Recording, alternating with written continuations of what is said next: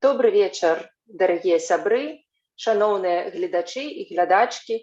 Я вітаю вас на нашай дыскусіі «Нежаночае аблічча беларускай прозы», прэмія Гідройца і пісьменніцы. Мяне завуць Ганна Янкута, і сёння я буду весці гэтую дыскусію. Па шчырасці, учора вечарам, калі я рыхтавалася да імпрэзы і глядзела навіны, у мяне з'явілася шмат сумненняў і ваганняў, ці ўвогуле дарэчы нам сёння сустракацца і размаўляць пра літаратуру. Але перафразуючы вядомую фразу Вінстона Чэрчылля, калі мы не будзем гаварыць пра літаратуру, то ўвогуле які сэнс ва ўсім, што мы робім. І таму ўсё ж я прапаную дазволіць сабе гэтую раскошу, азірнуцца на апошнія 10 гадоў нашай літаратуры, так як яны прадстаўленыя ў прэміі Гідройца, паглядзець, што за гэты час адбылося, і падсумаваць, з якім багажом мы ідём у новую рэальнасць. І я хочу прадставіць удзельніц нашай дыскусіі. Гэта Марына Казлоўская, перакладчыца, працуе пераважна з польскай мовай, пераклала на беларускую мову такіх сусветна вядомых аўтараў, як Тадэуш Ружэвіч, Збігнеў Герберт, Віслава Шымборска, таксама шмат іншых пісьменнікаў, выкладчыца, настаўніца, літаратуразнаўца, кандыдат філалагічных навук. Гэта Марыя Мартысевіч, якая прысутнічае, напэўна, ва ўсіх пісьменніцкіх іпастасях, аўтарка 3 кніг паэзіі, а таксама празаічныя кнігі для падлеткаў пад псеўданімам Ева Вайтоўская, піша эсэ, піша крытычныя артыкулы, арганізуе розныя мерапрыемствы, укладае кнігі. І Ганна Севярынец, таксама пісьменніца, якая працуе з беларускай і рускай мовай, працуе з мастацкай і дакументальнай прозай. Выдала кнігі і пра Дудэра, і пра Дубоўку. І вось сёлета таксама, ці гэта ўжо было летась, час трошачкі зблытаўся, выдала кнігу з рознымі перакладамі Анегіна на беларускую мову. А таксама, безумоўна, вядомая настаўніца, якая шмат піша і выказваецца на тэму настаўніцтва ў Беларусі. Добры дзень. І першае пытанне, якое я адразу прапаную абмеркаваць, будзе звязанае са статыстыкай, бо можна шмат гаварыць пра жаночую літаратуру, пра жанчыну літаратуры, але статыстыка рэч сухая, і яна нам просто показвае голыя факты, і я б зараз прашу вас звярнуць увагу на экран, дзе зараз з'явіцца прыгожая інфаграфіка. Ці можа... Так, штосьці у нас тут трошечкі тэхнічная праблема. Зараз, секунду, будзе вельмі прыгожы слайд. О, все цудоўна. Гэта статыстыка прэміі Гідройца за апошнія 9 гадоў. Сёлетнія спісы я яшчэ сюды не ўносіла, бо мы яшчэ шмат чаго пра іх не ведаем, але за 9 гадоў маем такую сітуацыю, што ў доўгім спісе з усіх кніг, якія там прысутнічалі, гэта толькі 26% кніг напісаных жанчынамі, у кароткім спісе яшчэ менш, 22%, у тройцы лідараў яшчэ менш, 15% кніг напісана жанчынамі, і яшчэ ні разу сярод пераможцаў кніг, якія напісала жанчына, не аказалася. І я зараз першае пытанне звяртаю да Марыі Мартысевіч. Марыя, ці можаш ты неяк пракаментаваць гэтую статыстыку, і ўвогуле, ці ёсць у цябе тлумачэнне такому факту?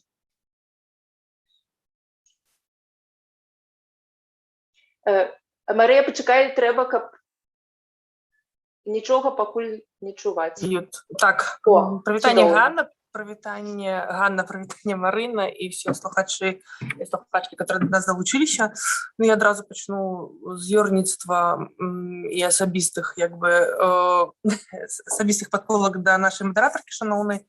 Можа, не вельмі дарэчных сёння сапраўды, але з іншага боку, калі па Беларусі не было такіх уражвальных сумных навін, магчыма, галоўнай навіной бы сёння ў медыях было тое, што Ганна Янкута зноў уплывае на цісне на журы Гідройца, таму што гэтая статыстыка, канешне, неўмольна паказвае, наколькі наколькі недооценены нашим прэміяльным апаратам жаночая творчасць, так? І калі сёлета пераможцай стане жанчына, мы можам сказаць, што ціск на журы адбыўся. Але, канешне, гэта такі, можа быць, тусовачны, як бы сказалі, жарт. Насамрэч, я хацела паскардзіцца крыху на жыццё. Прабачце мяне за тое, што я выходжу ў вельмі такіх палявых умовах у эфір, бо у меня быў выбар або паўдзельнічаць вось так, або не ўдзельнічаць зусім. Бо мой старэйшы дзёнак ходзіць на гурток, і сёння вось трэба аформіць дакументы, шмат тут пісаць, прысутнічаць, плаціць.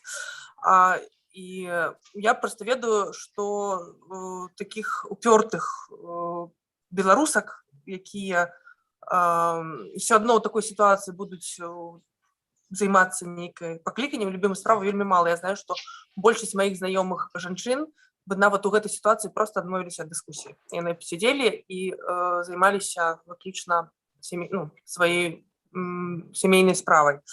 Вось, і гэта, мне здаецца, такая, гэта вельмі такая вялікая ілюстрацыя таго, наколькі як трэба пераступіць праз сябе, каб проста паўдзельнічаць у чымсьці, так, у нейкім вечары.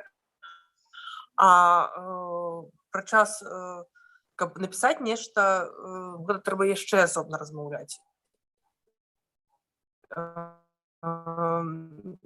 Я ведаю, што за сямейных, так, жанчын, але гэта, ў прынцыпе, большасць жанчын стала веку.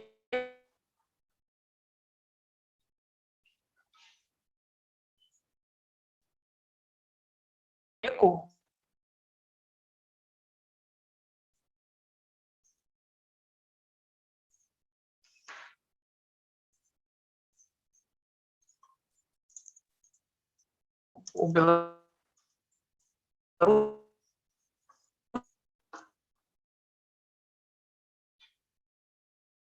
Тут у нас з'явіліся трошечки тэхнічныя праблемы. І у ситуации МЯ, что такое? Меня не чуваць?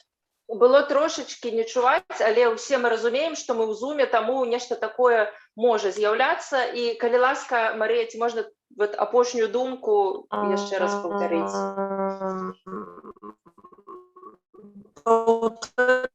Думку сказать, что творчих жанчын и, в принципе, сведомых мне жанчын, потенциально, которые могут быть яны, апроч яшчэ безліч справ, хочуць займацца, может быть, апошнім чымсьці, самарэалізацыя. Звычайна, гэта мужа, клопат пра старых бацькоў, сваякоў. Заўсёды знаходзіцца ў іншых людзей, которых трэба абслужыць, а творчасць лічыцца чымсьці асабістым, індывідуальным, і да гэтага вельмі часта не даходзіць. Ну і насамрэч, як цікавых аўтар, которых я хацела б надрукаваць, але просто не магу, то бок, все спыняецца на тым этапе, што яны просто не даюць згоду на гэта, бо публічная іпастась літаратара для іх ёсць чымсьці, што несумяшчальнае з іх штодзённым жыццём. І я думаю, што мы з гэтым творцаў у творцаў жанчын, не толькі ў Беларусі, напэўна, можа быць, і у прынцыпе, у нашым такім стылі.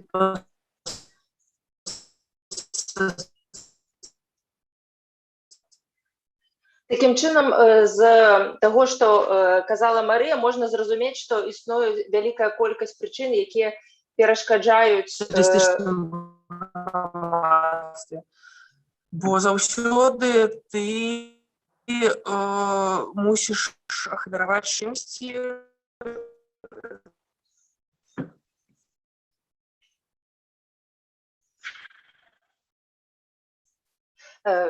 Дзякуй. Тады мне нічога не чуваць. Давайте зараз продолжим. Я трошечки подсумую то, что сказала Мария. Існуе вялікая колькасць прычын, якія просто перашкаджаюць жанчыне не тое, што рэалізавацца ў літаратуры, а просто прыйсці, зрабіць гэты першы крок у літаратуру. І я хацела б трошечки пашырыць гэтае пытанне, ці толькі гэта праблема, ці таксама ёсць пэўная складанасць з тым, каб атрымаць увагу, ўжо напісаўшы твор, атрымаць увагу журы, крытыкаў і экспертаў. І, можа, Ганна, вы паразважаеце на гэтую тэму.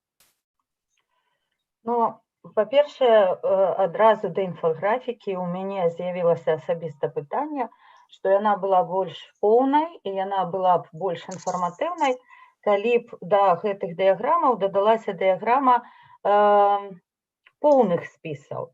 То бок поўны спіс, колькі ўключаў мужчынскай літаратуры, скажам так, напісанай аўтарамі мужчынамі, а колькі напісаных аўтаркамі. І калі б мы бачылі працэнтныя суадносіны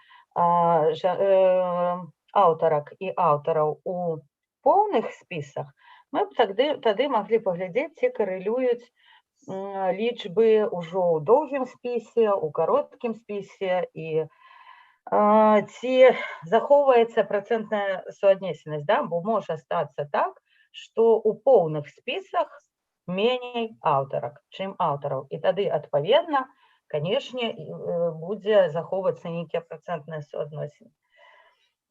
Што тычыцца нейкіх абставінаў, якія замінаюць жанчынам дабіцца ўвагі альбо сярод экспертаў, альбо сярод крытыкаў, альбо там у журы, зноў жа я не магу падтрымаць і на сваім досведзе, і так, як я гляджу на літаратурны працэс, так я не магу сказаць, што гендернае пытанне і нейкія гендерныя забабоны – гэта першае і галоўнае, што перашкаджае любому аўтару маладому і жанчыне таксама вступіць у літаратуру. Мне падаецца, што раней, чым гендерныя забабоны, у нас працуюць нейкія іншыя штукі і невялікая ёмкасць рынку і цяжкасці ў працы з выдавецтвамі, бо не кожнае выдавецтва можа сабе дазволіць там новае імя, і нейкія цэхавыя моманты, так, нейкія моманты, калі ты сябруеш з нейкім пэўным асяродкам, які мае доступ да рэсурсаў альбо там да пляцовак, то табе прасцей, калі не сябруеш, не прасцей. Потым у нас не надта развіты інстытут апякунства, да, калі нехта старэйшы, нехта больш моцны, нехта больш такі інтэграваны ў працэс. Ён можа дапамагчы маладому чалавеку ўзяць за яго за ручку, увесці ў працэс. Хаця ёсць школа маладого пісьменніка, ёсць нейкія там моманты інстытуцыялізаваныя, так, у іншых арганізацыях, але мне падаецца, што тут не гендернае пытанне. Першае, і асабіста мне, я прыходзіла ў літаратуру позна, сталым чалавекам, у мяне не было ніякіх ні знаёмстваў, ні там сувязяў, ні яшчэ чагосьці, і негледзячы на тое, што я жанчына, я ніхто мне ніколі не сказаў, што ой, Аня, ідзі, пастой у баку, бо ты жанчына. Я такое не чула, скажу па праўдзе. Дзякуй. Марына, можа, штосьці можна яшчэ дадаць? Прывітанне ўсім. Я б з радасцю пагадзілася з Ганнай Канстанцінаўнай з нагоды таго, што шмат у чым, як мне здаецца, сітуацыя, якую мы маем, яна абумоўлена агульнай сітуацыяй, якая ў Беларусі ёсць з кніжным рынкам. Бо хлопец ты ці дзяўчына надрукаваць першую кніжку вельмі і вельмі складана. Каб знайсці выдаўца, які ў цябе паверыць. Каб знайсці маркетолага, які будзе прасоўваць твою кніжку і рэкламаваць, бо у нас таксама ёсць вялікія праблемы ў гэтай сферы, да? Можна напісаць крутую кніжку, але пра гэта ніхто ніколі не даведаецца, таму што вельмі вузкая тусоўка. Да? У нас няма таго, што ёсць у нармальных развітых літаратурах, дзе ёсць нармальна развіты кніжны рынок. Да? Наколькі б палегчыла жыццё пісьменніка наяўнасць, допустим, літаратурнага агента. Ну, хто б з нас адмовіўся ад літаратурнага агента, каб нехта падпісваў дамовы, спраўджваў, ці выплачваюцца аўтарскія правы і гэтак далей. А ты мог спакойненька атрымліваць грошы за сваю творчасць, наняць сабе памочніцу, якая б могла б там прыгледзець за дзецьмі і пісаць кніжку. Это значно спростило б ситуацию. Мы заходим с той ситуации, якая у нас есть, и, безумоўно, потрапить у литературную тусовку, да, стать ее часткой. У белорусским контексте, гэтым вельмі звужаным, гэта, мне здаецца, такая не гендерная проблема, больш нават эканамічнага плану.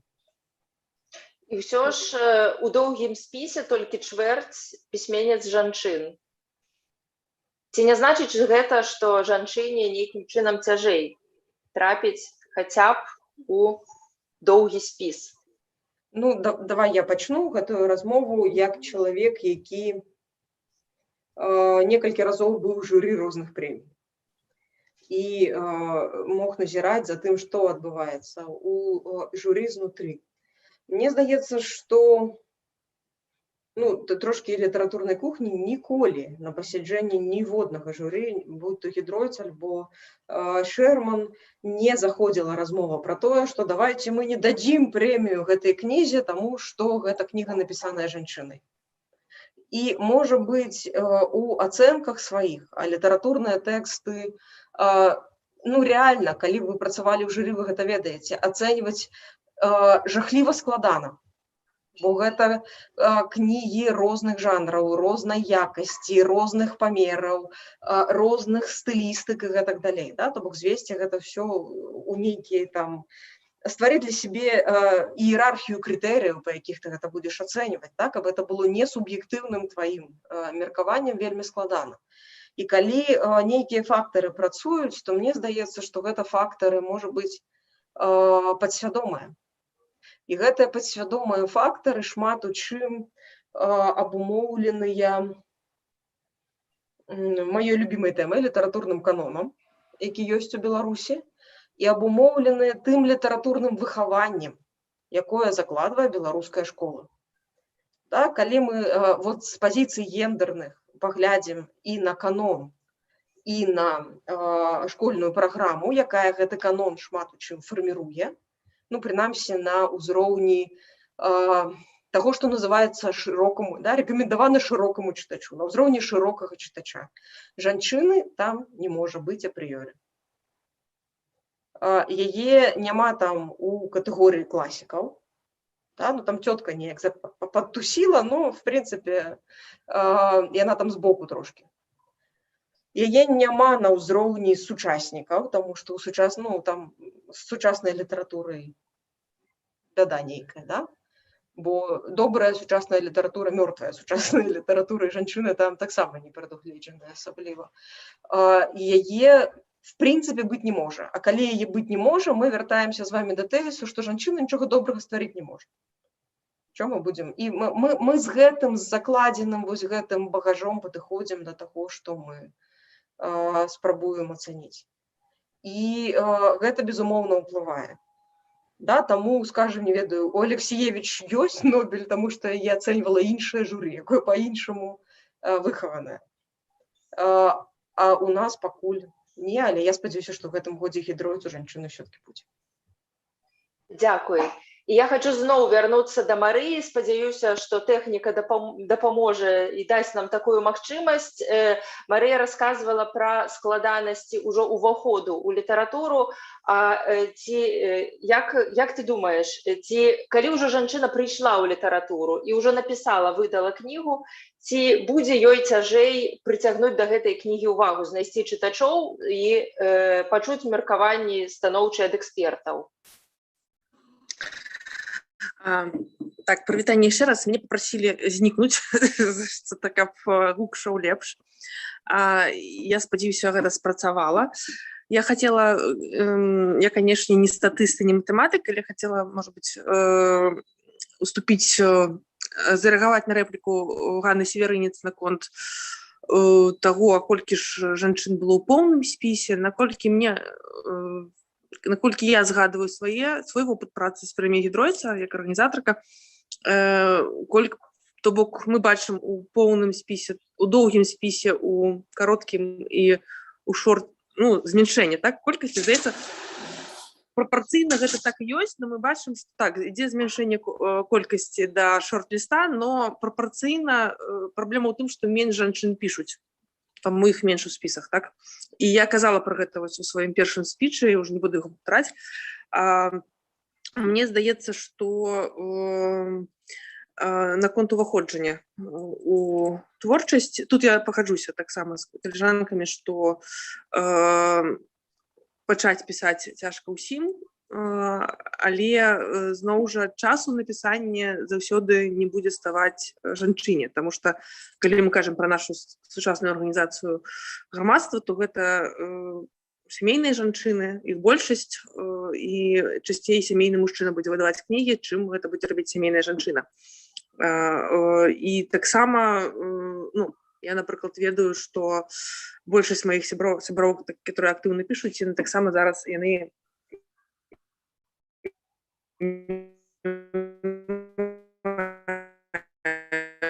не маюць маленькіх дзяцей, так? То бок мы павінны выбіраць ці то. Я пішла ў пэўным часе, бо мне гэтай сямейнай праблемы кранулі, значыць, даволі позна. І першыя 10 гадоў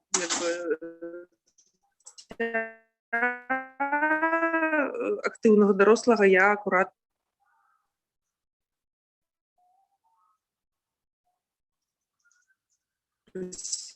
сіла літаратуры, што нам гэта нейкі стэрэатыпны ціск на жанчыну, а ён быў, скажем так, ведаеце, мне ён вельмі нагадвае стаўленне да жаночай рэалізацыі ў індзейскіх плямёнах, так?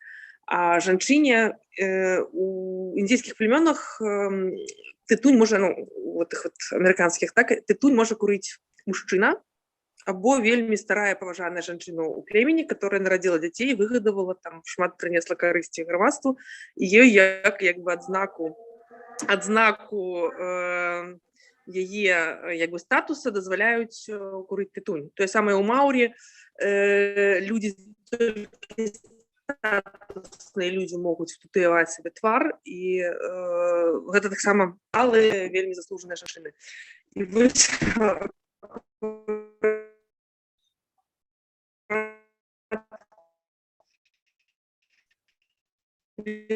вельмі часта колькі кніжак, так, я адчуваю сябе когда я выдала першую кніжку, я адчувала сябе як маладая, нахабная, дзёрзкая дачка там какого-нибудь воина прославленного, которая просто бярэ ў бацькі тытунь і пачынае его раскурваць на цэнтральнай пляцы, яе просто пачынаюць за гэта нейкімі гноем закідваць. Вот момант уваходжання ў літаратуру у мяне быў вельмі траўматычны для мяне, і я не сышла хіба толькі таму, што я ў літаратуру ўжо сыходзіла ратавацца ад іншых жыццёвых праблем, напрыклад, няўдачы ў аспірантуры, ў акадэмічнай сферы, вось, ад нейкіх там жыццёвых расчараванняў. І калі б я прыйшла ў літаратуру без траўмаў, я б адтуль адразу уцякла, як з вельмі гарачай для мяне ласі. Але паколькі мне не было ўжо куды ісці, я гэта вытрымала. Я рада, я, у прынцыпе, думаю, што все-таки я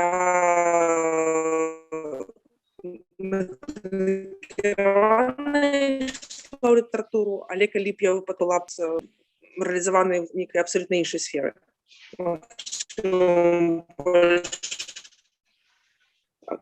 Комфортнай, так, не буду того, як это адбывалася, але я думаю, што многія рэчы былі навідавоку. Ну, прынамсі,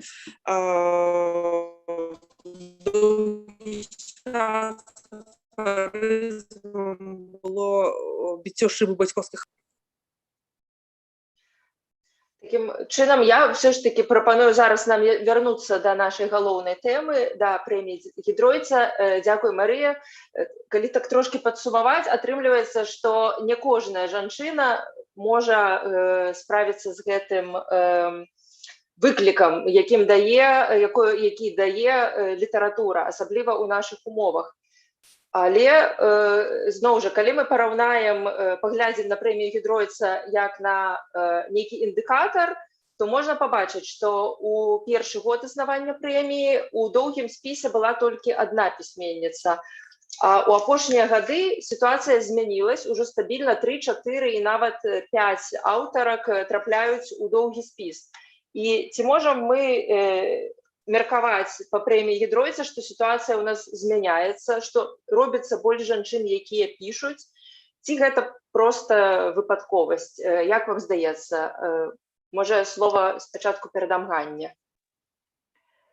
Ну, па-першае, у мяне асабіста ёсць адчуванне, што канкрэтна прэмія Гідройца, яна не з'яўляецца індыкатарам нічога і не мусіць з'яўляцца.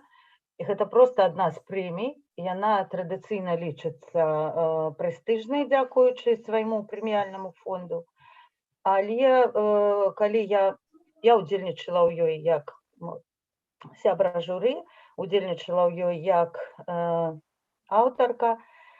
Я шмат гадоў за ёй сачу як чытач, і з даўніх лет часцяком мае такія праекты папулярызатарскія звязаны менавіта з Гідройцам.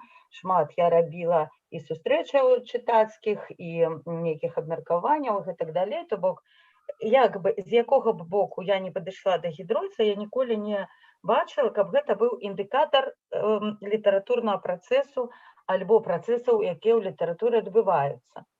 Ані лаўрэаты Гідройца ніколі не былі адлюстраваннем трендаў, так, хутчэй, па-за трендамі.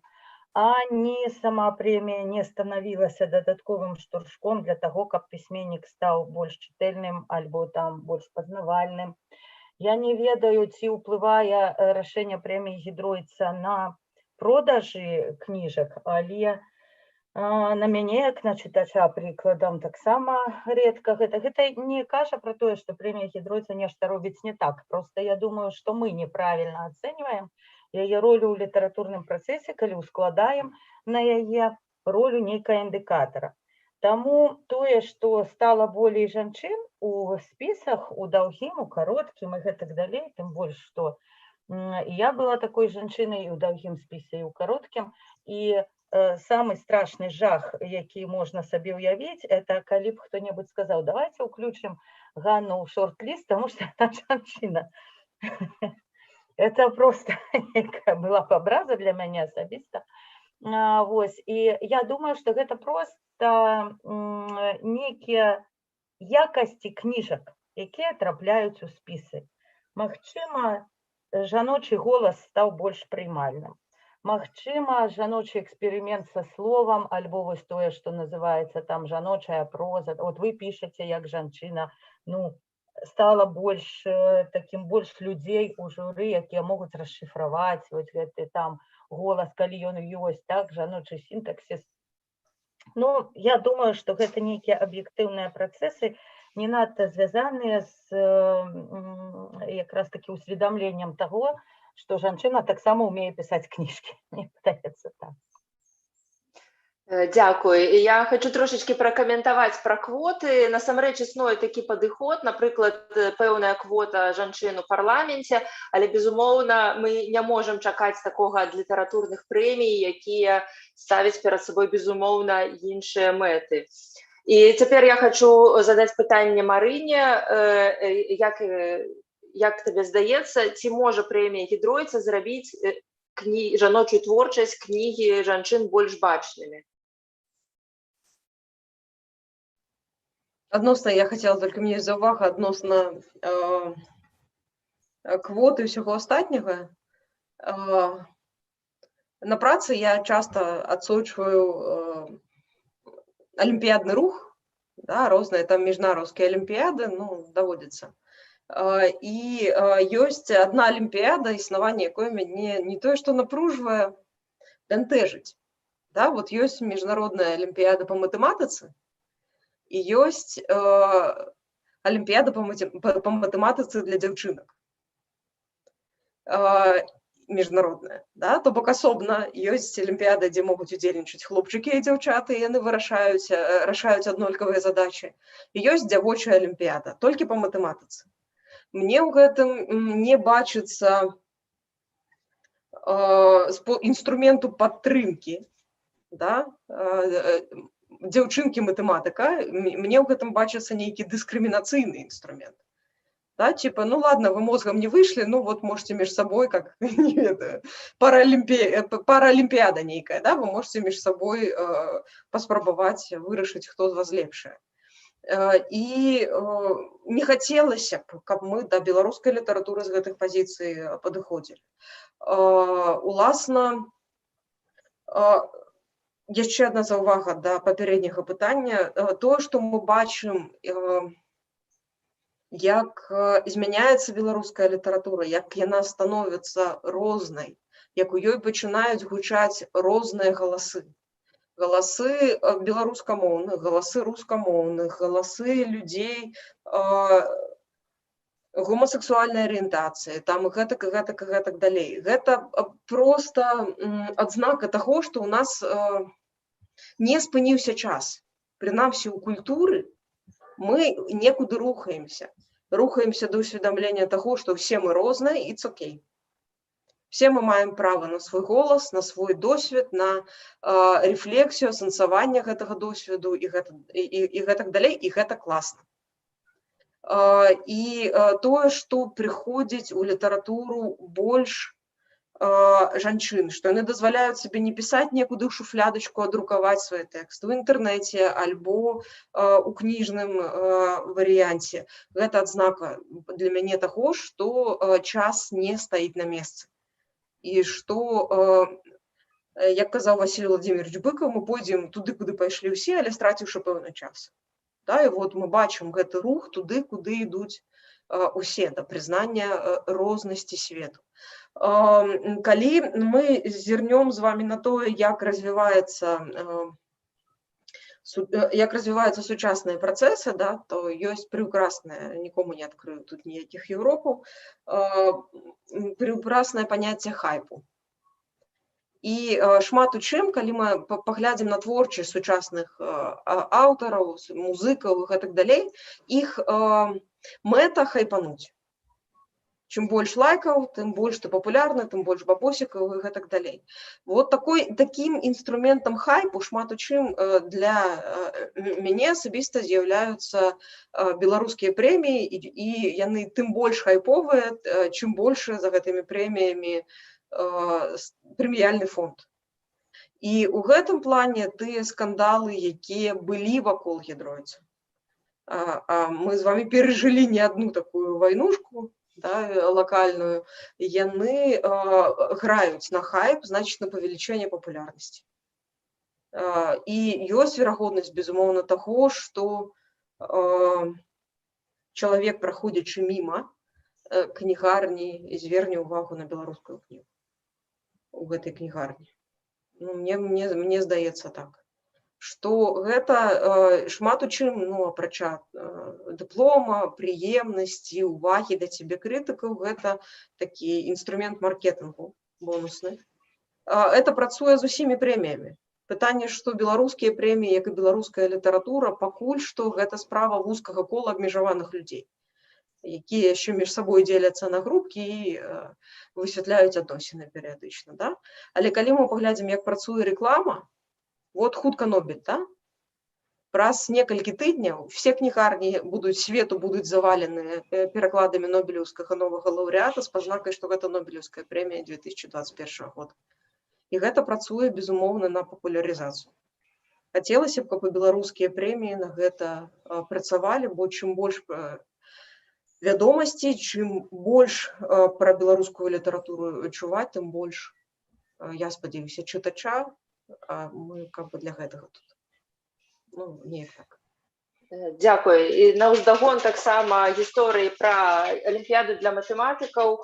Я не магу не расказаць гісторыю пра прэмію Women's Prize for Fiction, жаночая прэмія, якая даецца выключна пісьменніцам жанчынам у Брытаніі. Гісторыя яе з'яўлення наступная. У 1991 годзе ў кароткім спісе вельмі прэстыжнай у свеце букераўскай прэміі не аказалася ніводнага імені пісьменніцы.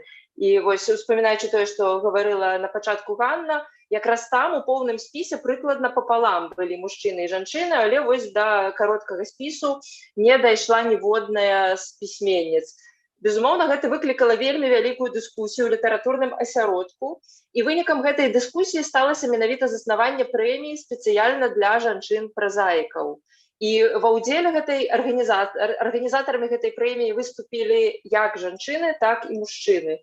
Гэтая прэмія існуе ўжо, власна, з 91-го года, яна дагэтуль існуе, яна дастаткова прэстыжная, памяняла некалькі назваў і вельмі плённа уплывае на літаратурны працэс. І вось зараз для Марыі пытанне, але я думаю, што я задам яго ўсім вам. Як вам здаецца, ці вось такое заснаванне прэміі люстэрка гідройца, напрыклад, прэмія Ажэшкі, была б плённай для беларускай літаратуры? Ці гэта, вось як казала Марына, у нейкім сэнсе выглядала б як дыскрымінацыя? Я хочу сказать, что помню, может быть, крыху расгалошваю інфармацыю службовую, але я помню, як пэн-цэнтр прынеслі ідэю стварыць прэмію для выдаўцоў.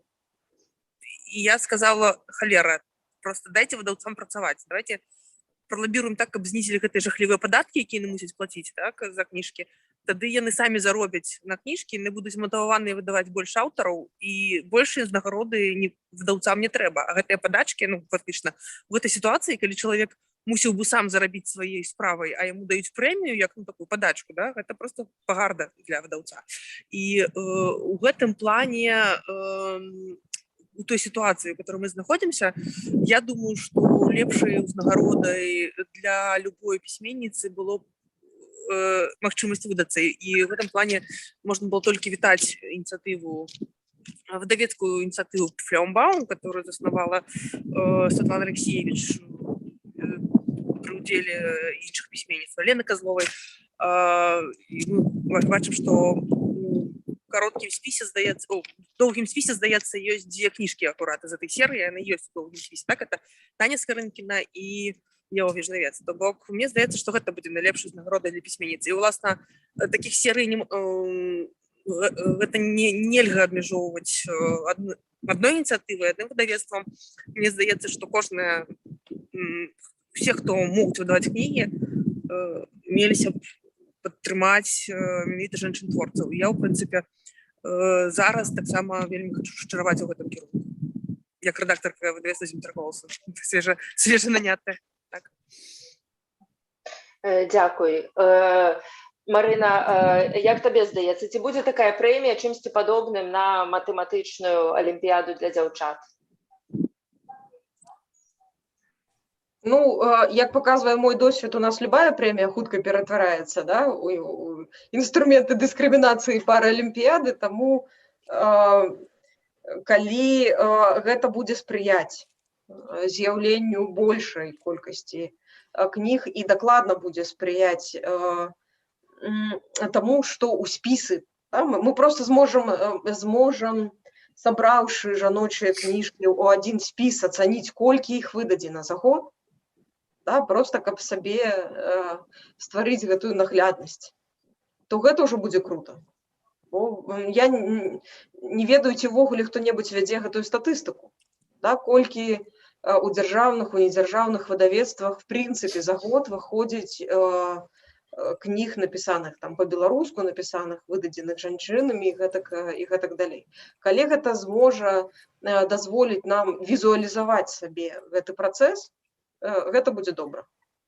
Калі удацца на гэтым хайпануць, ужо згаданае Марыяй беларускае жаночае выдавецтва, да, нават калі яны агучылі гэтую ідэю, ўжо ўзнікла такая колькасць хайпу, и оказалось, что мы, конечно, дискриминуем белорусских мужчин с фактом своего існавання и так далее, да? То яно може виконати ту задачу реклами, яка нам надзвичайно потрібна. Задачу популяризації, притягнення уваги, яка потрібна. Тому чому ні? Дякую. Я хочу нагадать, что пытанне могу задавать не только я, так само запрашаю усіх слухачоў, калі будуць пытанні пісаць у сацыяльныя сеткі, і мы тут будем на іх адказваць.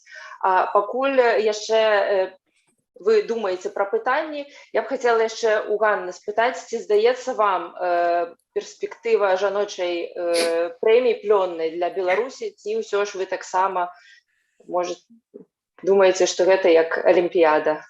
Не, ведаеце, як бы з гэтага пункту гледжання я лічу, чым болей прэмій, тым лепей, якія б функцыі яны не выконвалі, і чым болей будзе прэмій, тым меней будзе гутаркі пра тое, што нейкая адна прэмія вызначае вартасць твораў, так, таму што у розных прэміях будуць розныя пераможцы, розныя падыходы, і як бы няхай яна называецца жаночай, няхай аўтаркі самі вырашаюць, падавацца туды ці не.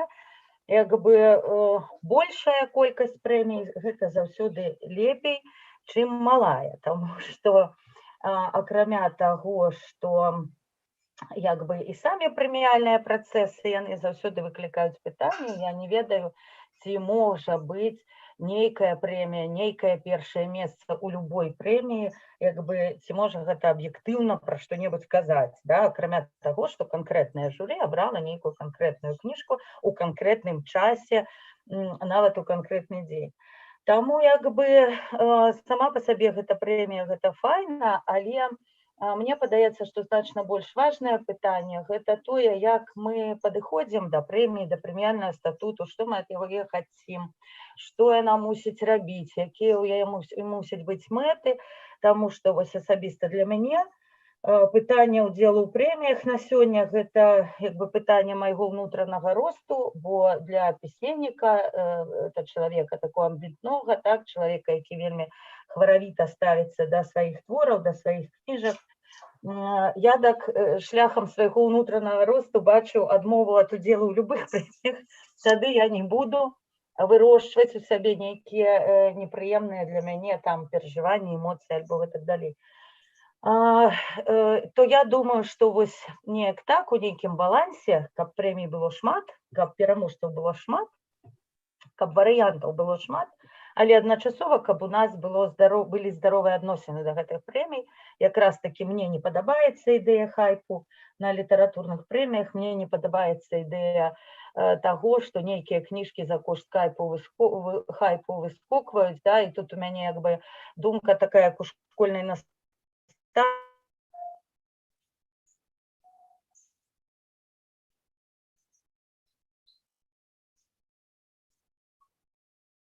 Тут, здаецца, у нас зноў трошачкі праблемы з тэхнікай, і я думаю, што паколькі трошкі завіс інтэрнэт, мы зараз перадамо слова іншай удзельніцы, а пасля зноў вернемся да спадарыні Ганны.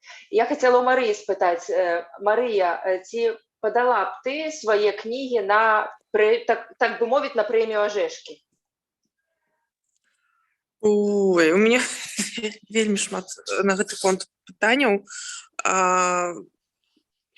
Найперш, я так разумею, што туды проста і паэзія, і проза, толькі абы жанчына, ці як? Ці ты хочаш сказаць празаічная прэмія? Як ты гэта бачыш? Калі мы возьмем, напрыклад, прыклад брытанцаў, якія стварылі празаічную прэмію жанчын, допустим, быў бы варыянт прэміі Гідройца для жанчын, то бок проза. Ці падала б ты на гэтую прэмію кнігу Евы Вайтоўскай? Я табе так скажу, што так, я зноўку выйду, бо тут рэха вялікая. Я табе так скажу, што в прынцыпе я не могу як аўтарка адказаць тут, я табе адкажу просто як функцыянер літаратурная. У Беларусі, у прынцыпе, так сегментаваць прэміі няма сэнсу. Ну, то бок гэта будзе просто фактычна паадзінкавае называнне людзей. Мы тады З іншага боку, так, калі ўзяцца за гэта добра, то мы тады знойдзем вельмі шмат імёнаў, ну, як было з прэміяй дэбют, так, вельмі часта просто аўтараў шукалі з агнём, каб дэбютных аўтараў, каб падаць іх на прэмію. Ну, тое самае будзе з жанчынамі, каб просто журы, которая бярэцца за гэтую прэмію, каб просто показала, што ў нас ёсць жаночая літаратура. А у той же Брытаніі, у Францыі, у Нямецчыне, ва ўсіх літаратурах, дзе выдаюцца сотні, тысячы кніг у год, такія прэміі маюць сэнс, таму што яны асвятляюць адзін пэўны сегмент, так? У Беларусі у нас надта маленькае культурнае пакуль-поле, і кніжны рынок, мала выдаецца кніг. На сёння я лічу, што ўвогуле я для сябе іначай расставила прыярытэты, каб мець прэміі, трэба выдаваць кнігі. І гэта зараз мусіць быць прыярытэтам. Вось. Таму, ну, сэнс такі, што прэмія все-таки вельмі ўскосна ўплывае на літпрацэс, так? Ну, то бок сэнс такі, што ты даеш прэмію аўтару, гэта не значыць, што ён заўтра пабяжыць і напіша яшчэ 5 кніг. То бок, канешне, гэта можа так спрацаваць, але ну, просто это не працуе. Все-таки мне здаецца, што зараз, калі хтосьці хоча прынесці плён беларускай літаратуры, нам трэба стымуляваць кніжны рынок. Вось, тады мы дамо магчымасць пісьменнікам, выдаўцам зарабляць на кнігах, і тады пісьменнікі будуць матываваныя пісаць у любым выпадку. І тое самае з жаночай літаратурай. Я думаю, што я паўтаруся, што стымуляванне кніжнага рынку выключыць у нас вялікі бум, просто таму, што дзесяткі кніг ляжаць у рукапісах ва ўсіх, не толькі ў жанчын, але жаночай літаратуры закапана ў шуфлятках значна больш, чым мужчынскай. Так я разумею, што замест прэміі Ажэшкі нам у дадатак да выдавецкай ініцыятывы Флямбаум трэба яшчэ выдавецкая ініцыятыва Ажэшкі, а таксама нам трэба, каб кожнае выдавецтва мела жаночую лінію літаратуры. Так, тады пытанне з тым, тады дзяліць прэміі на гендер не будзе, ну, знаете, што друкаваныя творы скажуць самі за сябе, скажем так. Гэта можа быць мой такі ружовы аптымістычны погляд, але мне здаецца, гэта так. Дякую. Все, дзеці, я ўжо не магу гаварыць. Дзякуй вялікі, да пабачэння. Дзякуй, Марыя, за ўдзел. Мы тады працягваем дыскусію. Пашлі, Саман, пашлі. Наступнае пытанне, якое я б хацела адрасаваць Марыне, калі мы ўжо не ствараем прэмію Ажэшкі сёння, то ці магчыма зрабіць неяк прэмію Гідройца больш прыязнай для жанчын? Ну, мне здаецца, што это вельмі складанае пытанне. Ці можам мы зрабіць прэмію Гідройца больш прыязнай для беларускіх крытыкаў, да членаў журы, там, і гэтак далей, да? Просто да гэтай прэміі звернута такая нездаровая ўвага з розных бакоў і такі нездаровая цікаўнасць, хваравітая нават цікаўнасць і з боку пакрыўджаных пісьменнікаў і з боку абыдзеных членаў журы там і гэтак далей, што тут как бы добра было б зрабіць прэмію Гідройца прыязнай для ўсіх удзельнікаў гэтага працэсу, просто каб арганізатарам гэтай прэміі, людзям, якія чыталі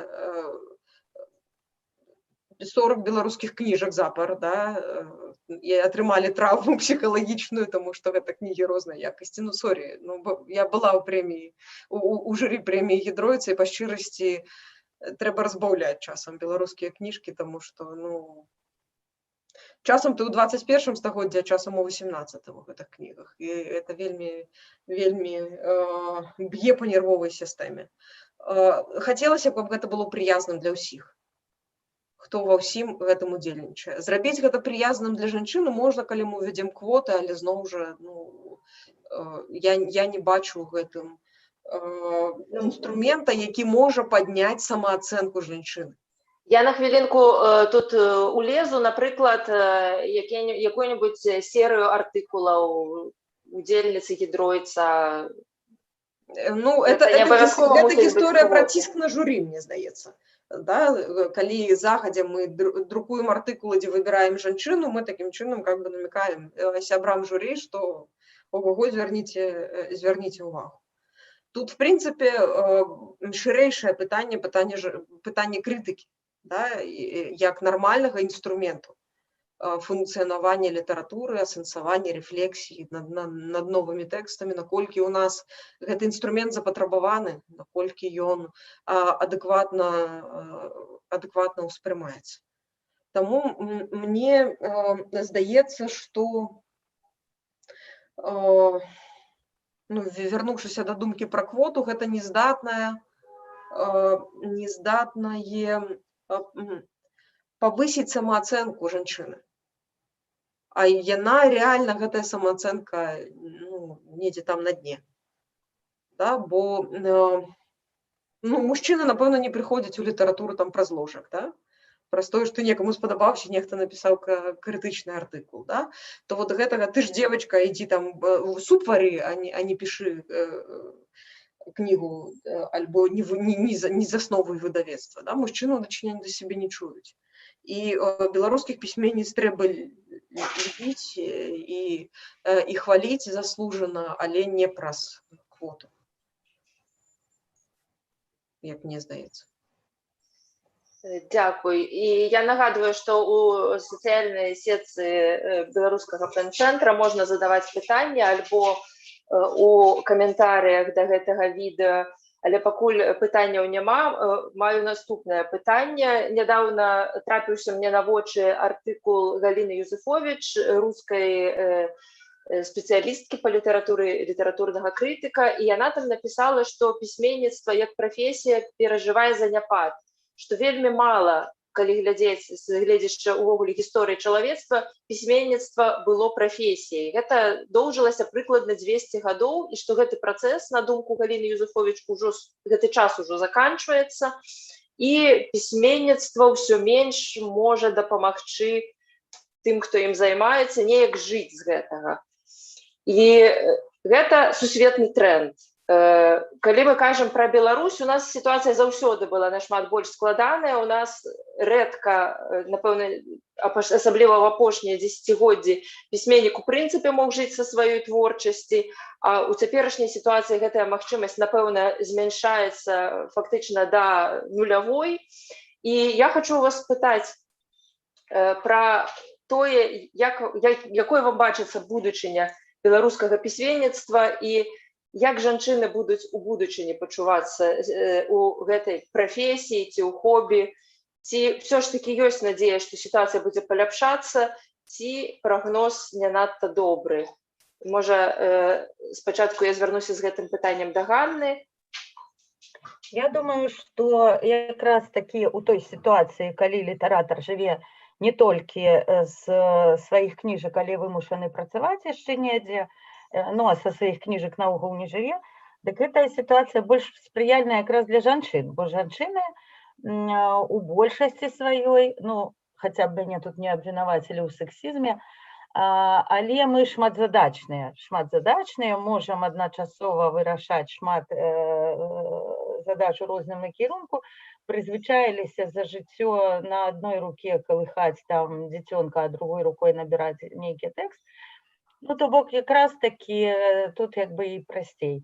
Але я думаю, што справа не ў тым, што пісьменнік жыве альбо не жыве са сваёй творчасці, а справа ў тым, што цяпер таксама агульнасусветны тренд – гэта перакос чытацкіх прыярытэтаў у бок дакументалістыкі, у бок навукапапулярнай літаратуры, навукова-папулярнай, у бок літаратуры мемуарнай, так, бо мастацкая літаратура на сёння мне і самой як чытацы, ну, мала панятна цяпер, ну, там, яе функцыя і роля, так, я мастацкіх кніжак не чытаю. Адзіная мастацкая кніжка, якую я прачытала і не пашкадавала часу за апошні час, гэта была Ева Вежнавец.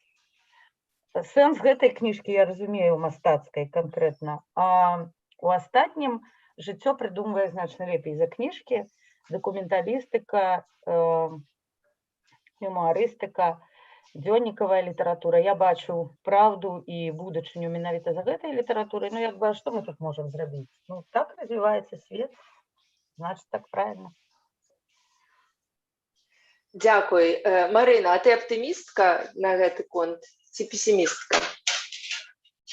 Ну, па шчырасці, па тым, што я бачу у сябе на занятках, я хутчэй песімістка, у тым сэнсе, што мяняецца цывілізацыя. І калі ёсць будучыня ў літаратуру, то гэта будучыня ў такой вуснай літаратуры, да? То бок гэта будучыня аўдыёкніг. Бо з друкаванай кнігай, мне здаецца, гэта будзе, яна застанецца, нікуды не падзенецца, безумоўна, мы не для таго гэта тысячагоддзя, там 500 гадоў ствараем, каб пасля яно некуды падзелася. Але гэта будзе хутчэй за ўсё хобі і сфера інтарэсаў вельмі вузкага кола, элітарнага нават кола людзей.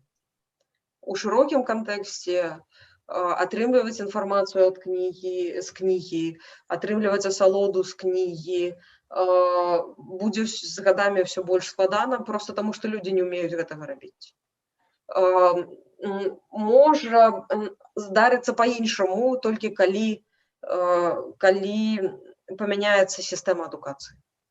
То бок, калі людзей паслядоўна будуць вучыць, бачыць у гэтым сэнс, у напісаных гэтых літарках, бачыць у гэтым прыгажосць, а не любоў да родзіны, вот зараз парву на сабе кашулю апошнюю, да? І што пісьменнік хоча навучыць цябе вот этой самай любові да родзіны. Калі памяняецца гэта, да? Калі нас навучаць сомелье цаніць кнігу як каштоўнае віно, тады магчыма нешта зменіцца. Калі не, то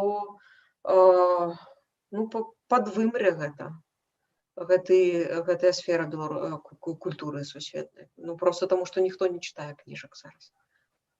Альбо да гэтага трэба дарастаць. Як, зрэшты, дарастаць і да дакументалістыкі ў тым, што казала Ганна Канстанціновна, мне шмат у чым, это не дыскрымінацыя, але бачыцца ўзрост.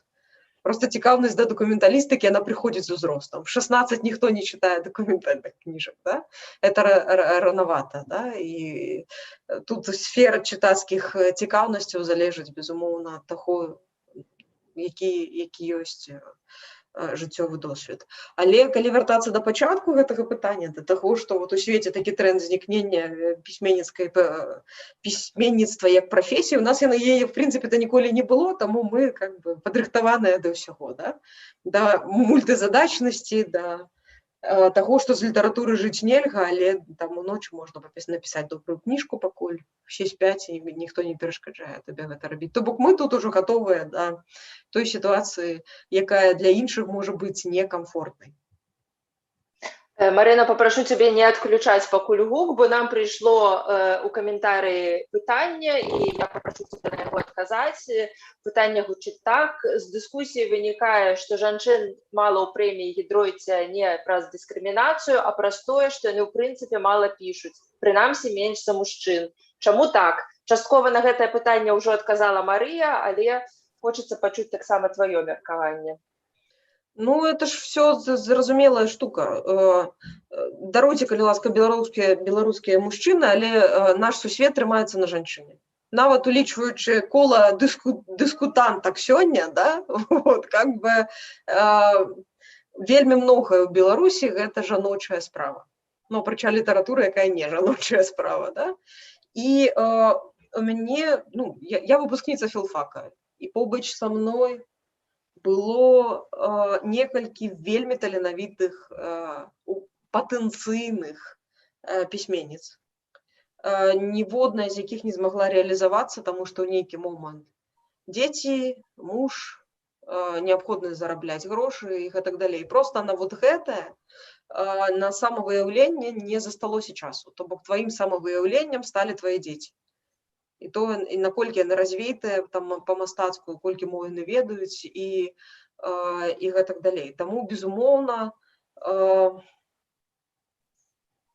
калі мы калі мы будзем нармальна эканамічна развівацца і наша грамадства стане багацейшым у гэтым плане, і мы зможам сабе дазволіць раскошу не выжываць, ну, тым ліку беларускія жанчыны, бо асноўны бюджэт у іх, да? То бок кашалёчак усе трымаюць там і з яго адлічваюць.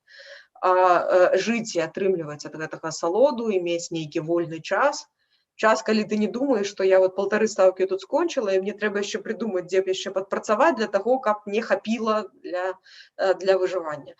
Тады жаночая літаратура пачне развівацца. Вот як мне здаецца. То бок гэта зноў жа вельмі шырокія працэсы. І калі мы станем багацейшымі, беларускія выдавецтвы змогуць нармальна выдаваць, не думаючы, што вот я выдам незразумела каго і страчу грошы і не апраўдаю там гэтыя рызыкі фінансавыя, то зноў жа мы ўбачым абсалютна іншую карціну. Ну, неяк так, мне здаецца. Дякую. Ганна, ці хочаце вы штосьці дадаць? Я хотела адказам на апошняе пытанне, як бы Марыка пачала са свайго асабістага досведу, і я магу са свайго працягнуць. Я прыйшла ў літаратуру амаль у 40 гадоў. Так, это такі вельмі позні дэбют. Хаця я разумела, што я там буду ў любым выпадку, і калі я памятаю, было першы мой выхад як бы у такім статусе, была прэмія «Экслібрис», і я падалася на яе за эсэ і ўвайшла ў тройку пераможцаў, і, значыцца, выйшла на сцэну, Алена Козлова мяне пазвала, і выходзіць такая кабета, ну, ўжо відавочна пажылая, да, ўжо старэйшая за ўсіх астатніх, і яна так глядзіць на мяне і кажа: «Расскажите нам, адкуль вы ўзяліся?» І я крышачку так скаланулася, таму што адкуль я ўзялася, мне было ясна, а ўсе астатнія людзі тут адкуль взяліся, бо я не была нідзе, у мяне былі дзеці, дзве дачкі, сітуацыя ў жыцці складалася так, што я мусіла зарабляць і на жыццё, і на кватэру, і на нейкія. Ну, то бок, я як бы розумам, там, сэрцам, яшчэ нечым, там, не ведаю, там, слова пакліканнем. Я разумела, што я прыйду ў літаратуру ў любым выпадку, бо мне было што сказаць, і я разумела, што я змагу.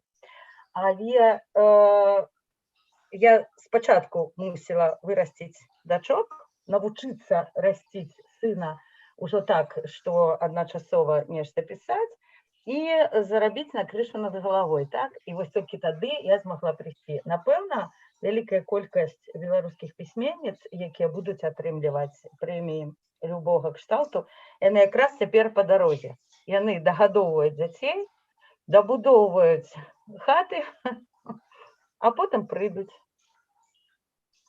Дякую вялікі, Ганна. Мне вельмі было шкада, што ў нас у дыскусіі даволі шмат такіх складаных момантаў, што мы гаворым не вельмі часта прыемныя рэчы, але вось гэтая ваша рэпліка, яна дазволіць нам паставіць кропку прынамсі аптымістычна і з надзеяй на будучыню.